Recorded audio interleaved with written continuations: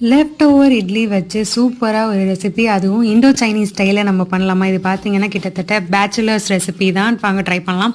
So idli வந்து இந்த மாதிரி குட்டி குட்டி குட்டி குட்டி க்யூப்ஸாக வந்து நான் கட் பண்ணி எடுத்துக்கிறேன். என்னோட ஸ்கூல் டைம்லேருந்து என்னோட லஞ்ச் பாக்ஸ் ரெசிபி இதுதான்.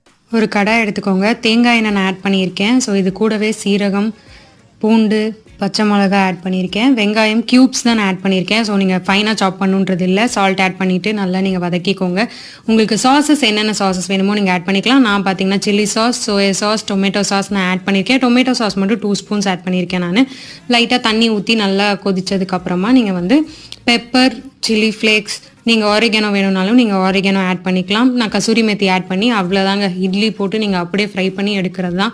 ஜஸ்ட் 2 to 3 மினிட்ஸில் நீங்கள் இது வந்து சூப்பரான ஒரு Indo Chinese idli recipe try பண்ணி பாருங்கள். யம்மியாக இருக்கும். உங்களோட எக்ஸ்பீரியன்ஸ் என்னன்னு சொல்லிட்டு என்னோட கமெண்ட்டில் ஷேர் பண்ணுங்கள். இந்த மாதிரி வீடியோஸ்க்கு கண்டிப்பாக ஃபாலோ பண்ணிக்கோங்க. பாய்.